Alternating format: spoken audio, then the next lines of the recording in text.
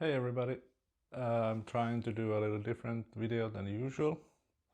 In this one I'm gonna review the book I read about Ozzy Osbourne's Last Rites, or as they say in Finnish, Viimeinen voitelu. I hope you can see it. And it's a brand new book, just came out a few months ago, and it's about the life story of Ozzy Osbourne. He had quite a life. If you know anything about his life, it's like he says sometimes, it's a wonder that I'm still alive.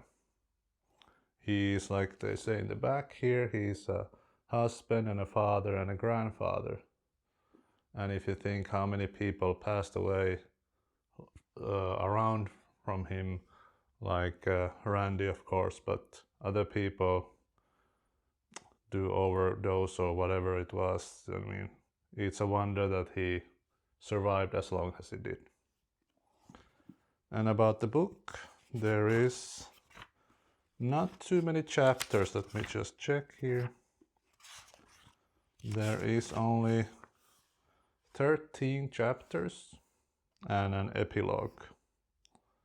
And I'll go them through because it's not a big book anyways.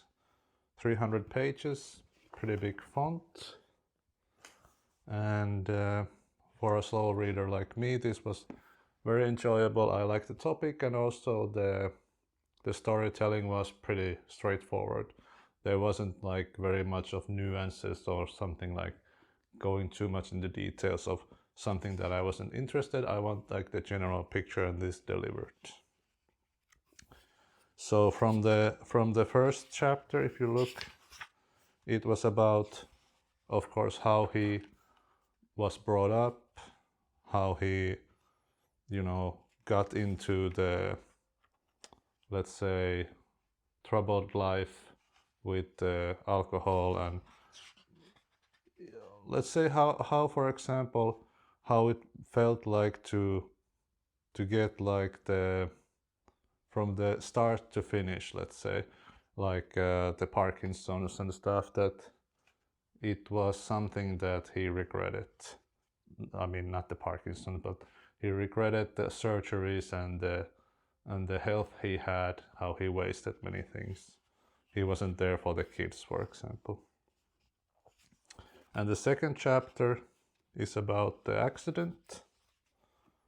There is, of course, few accidents with Ozzy, unfortunately, because he was living recklessly. And of course, that would also show things about his health. For example, how much he used the medication, and how much, for example, the bacteria hit after the antibiotics and stuff, that he had to have so much antibiotics that it was crazy. And there was also these kind of addiction kind of things, that even though he had addiction that is more common, like let's say sugar or narcotics, but he had something like in this one he says about the ice cream, that once he had craving for the ice cream and he couldn't stop, he just kept eating it. Sorry, I'm browsing the page all the time, but I have some notes. And the third chapter is very similar to the second one, about the health and about his birthday celebrations. That it was a tricky, because of course everywhere there was alcohol in the birthdays parties, and there was rock and roll lifestyle and people who are rock and roll stars, metal stars, and they were kind of saying like, hey, it's your birthday, come on. You know what I mean? The chapters 4 and 5 go through about how he had to cancel shows and how he felt betraying the fans, things like that. And of course there was a story about how he missed the bed. And if you don't know it, it's like because of Ozzy's health, he has these back issues already, but then when he missed the bed by jumping in the middle of the night to darkness, he missed the bed and of course broke more stuff in his body.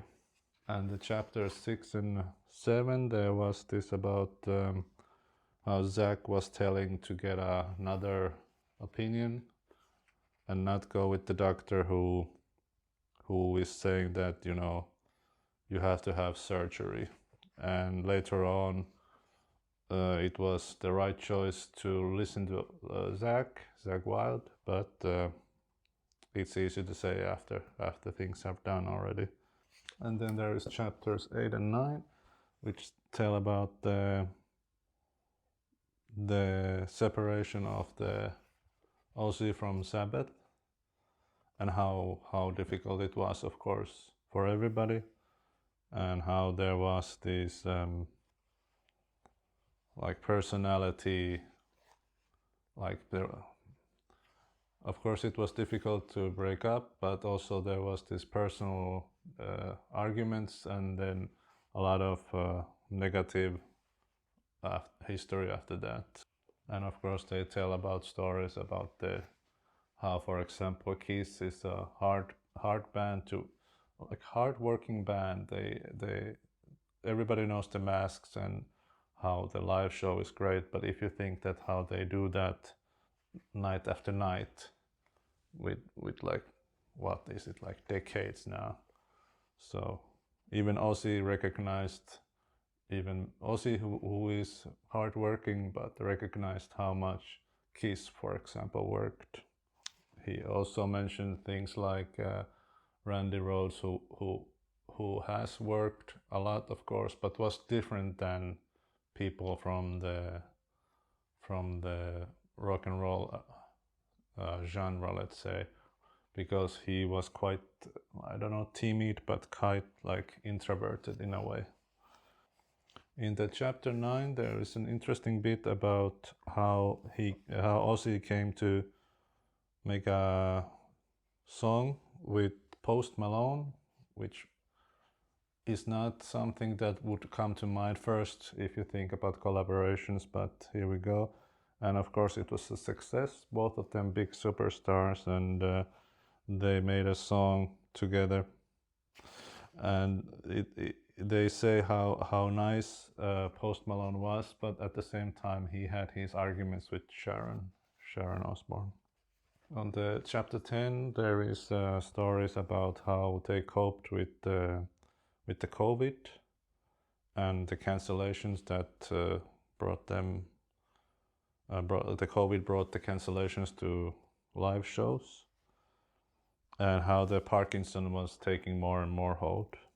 And on chapter 11, it tells about how the TV world is rough, because Sharon was doing her show, the Talk, it's called, and there was COVID, and then the show was cancelled. Well, not cancelled, paused for a couple of weeks or few weeks, they say. And then at this time, the Sharon was pushed aside from the project, and that was a big hit because it took a lot of work to get the show going, and Sharon was kind of considered as the main host or creator of the show.